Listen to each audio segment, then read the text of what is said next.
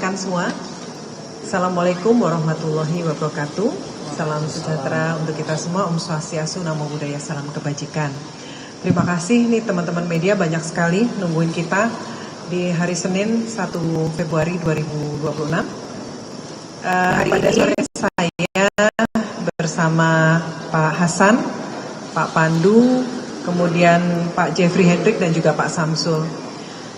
Beberapa hal ingin saya sampaikan bahwa pada hari ini teman-teman media pasti juga mencermati bagaimana market kita pada hari ini ditutup turun 4,88%. Jadi indeksnya di 7.922,73. Namun di balik angka penurunan tersebut tentu ada hal lain yang harus kita lihat juga, dan ini hal yang sangat baik.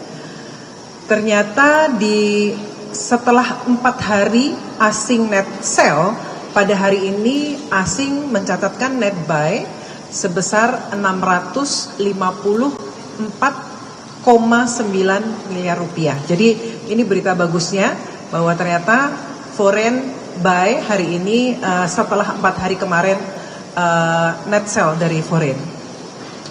Kemudian kalau kita lihat teman-teman ya, secara regional, indeks-indeks di regional juga minus ya. Kalau kita lihat di Kospi Korea itu minusnya bahkan jauh lebih dalam, 5% lebih ya, 5,4%. Kemudian di Hong Kong, kemudian India, Singapura dan Tiongkok juga secara regional melemah. Juga emas juga melemah pada hari ini. Jadi kita melihatnya ini juga untuk perspektif yang lebih luas dan lebih global begitu ya. Jadi market kita hari ini walaupun turun, tapi ada hal-hal baik yang bisa kita lihat. Dan kalau kita lihat hari ini saham-saham yang turun adalah saham-saham yang selama ini memang harganya sudah tinggi begitu ya. Jadi kalau kita melihat investor melakukan rebalancing portofolio mereka.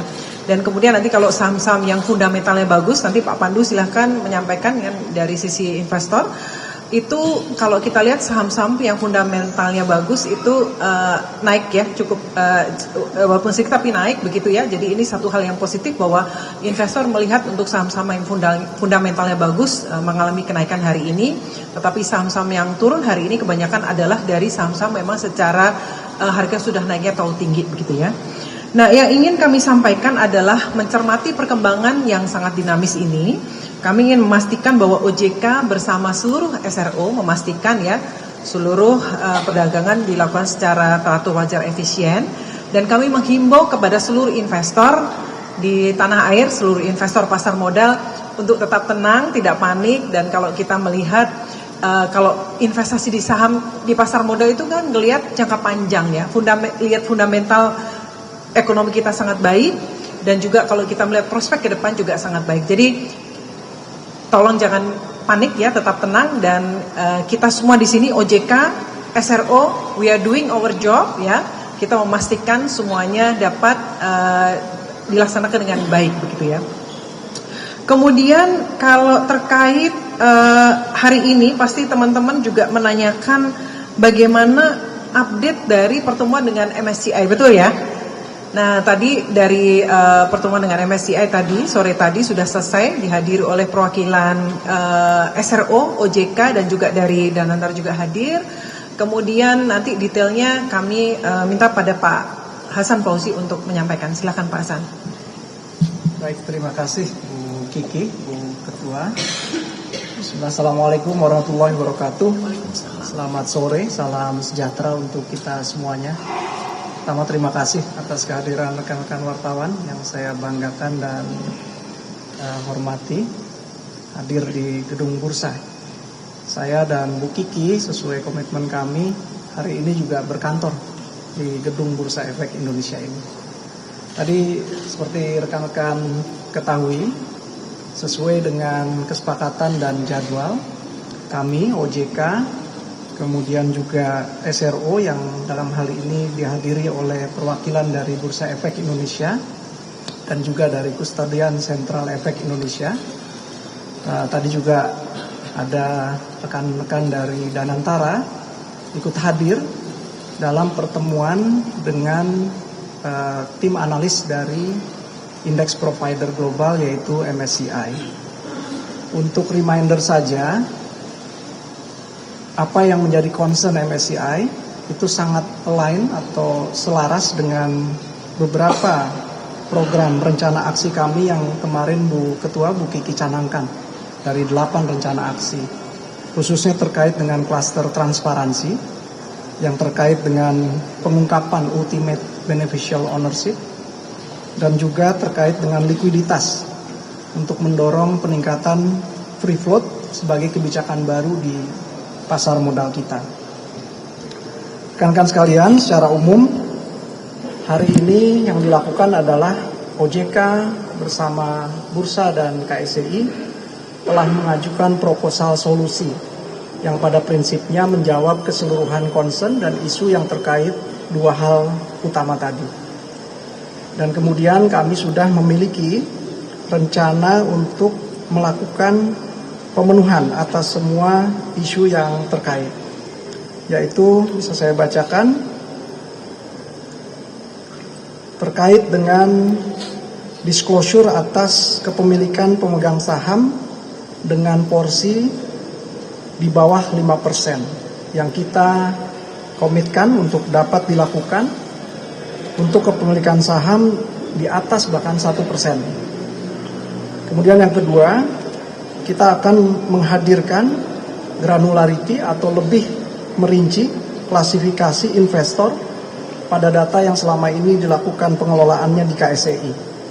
Yang kita ketahui saat ini terbatas hanya di 9 tipe investor utama, tapi nanti akan dirinci menjadi 27 subtipe investor yang akan lebih memunculkan klarifikasi dan juga kredibilitas pengungkapan